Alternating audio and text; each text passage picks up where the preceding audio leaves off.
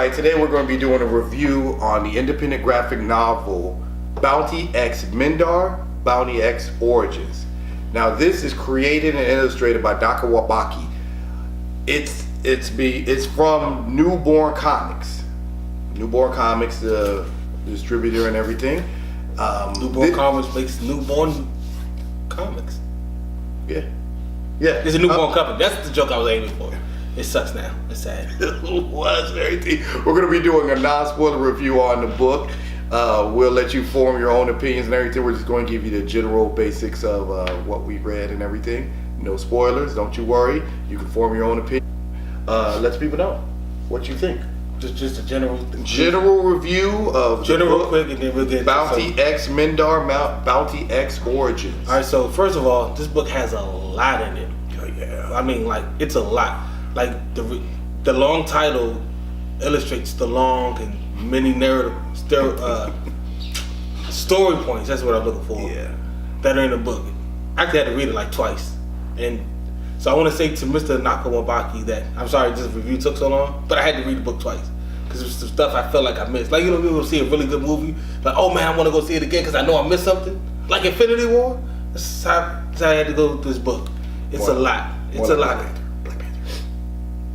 I don't know what he's talking about, but again, it's a lot of different story points. It's a lot of characters that are in the book, and he gives you information on all of them. A lot of characters, a lot of worlds.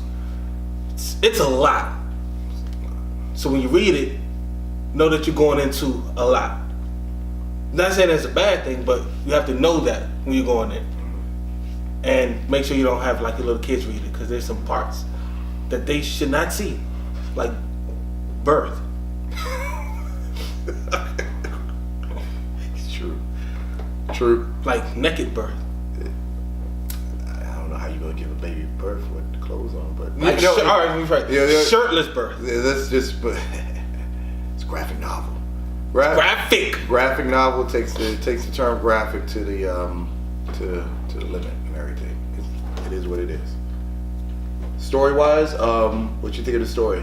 Now, when the way he wrote the story, and when I first was reading it, I was like, man, feels like he's writing a movie script.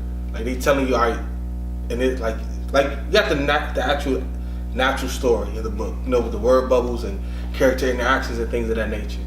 You know, like in a lot of different comics, they tell you like, well, they had that little box like what planet you're on or stuff like that. He has that, and then also in similar boxes, he tell you that, all right, as I'm not gonna say, I don't want to give any spoilers, so let's say as character, I was gonna say character X, but it's Bounty X Origins. Yeah. You're good. But he says the character that's in the story, like as he turns around, he sees that his brother has done something.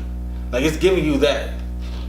I would prefer not to be told that. Me, perfect. This is what I'm looking for. Personal preference of yours. Yeah, personal preference, because I want the artwork and the story to tell it for me. Mm-hmm. But you have so much in the book, I would see why you had to do that, because there's a lot in the book, and like a lot of times it's telling a story once. There's one story, you kind of just like a movie where you're watching one part, but you know another part's going on, so they cut to the next scene with a whole different character to jump back to the other scene, because it's trying to tell two different stories at the same time, so it keeps going a little back and forth. Not hard to keep up with, but just like a movie script. It's something you had to read twice to make sure you fully understood and grasped everything. Yeah. He had a lot of the man had the artwork was interesting. It was like he was graphic with it and alien with it, and he had his own creative style. And I don't well, let's put it like this. It was easy, you knew what you were looking at, but it wasn't as crisp as you would get in a Marvel or DC book. And it was just it was like you could tell he's an artist first and then a storyteller next. It's like he had so many different ideas and ways he wanted to tell the story visually that he just had so much going on, and everything had to be visual. Like, you could tell, you just knew, like, this dude is an artist first. Like, this is a lot here, like, to process. Like, you could spend more time looking at the pictures over and over again and getting new ideas from the pictures. Like, Marvel books and everything, they give you exactly what you need for that particular Yeah, they write the script first. Yeah. And then let the artist do whatever and go from there. This guy, it's like he drew the entire story first and then tried to write everything in after.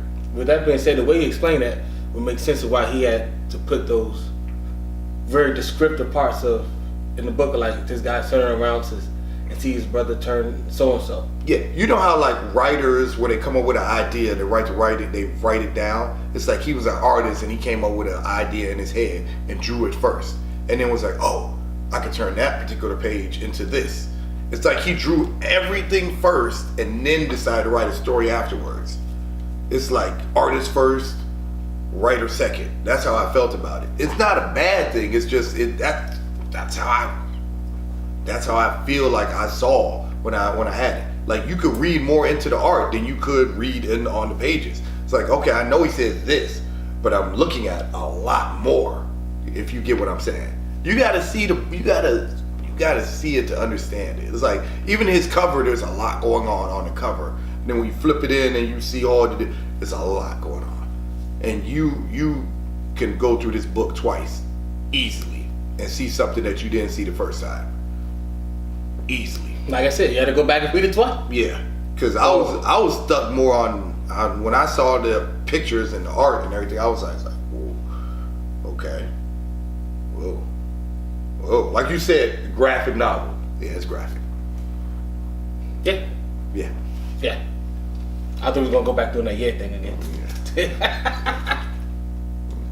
Oh, so any other reviews you got on the book other than what you already gave?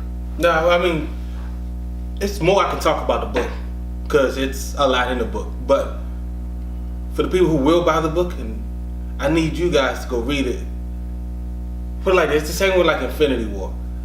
Like, big things are happening in it, so you go into Infinity War not wanting to know stuff because you want to be in a movie theater all at once. So, this is great. So I'm telling you right now, go buy the book to figure out all the different things and plot twists and reveals that are coming, because there's a lot in it, because there are a lot of different storylines and a lot of different worlds.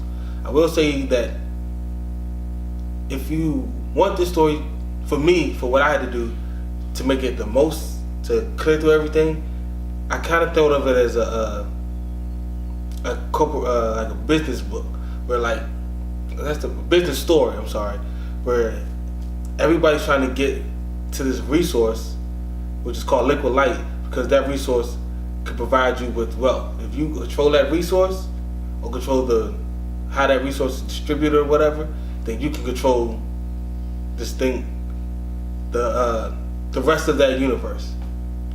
I'm not gonna give anything else away. That's all I'm gonna give away. That's all I'm gonna give away. But you gonna read the book. You can find it on Amazon. You can buy the book, and I think he said he will be at WizardCon in Philadelphia or Philicon. Oh, okay, World Philadelphia Con. Yeah, so he'll be there. Go check him out. He's a cool guy. So that's all I have to say on that. Go check it out. Get the book. Then come back and tell us what you thought about the book. If you like what you see, hit the like button. If you love what you see, hit the subscribe button. If you got any comments, leave them in the comment section below. Until next time, guys. Bye.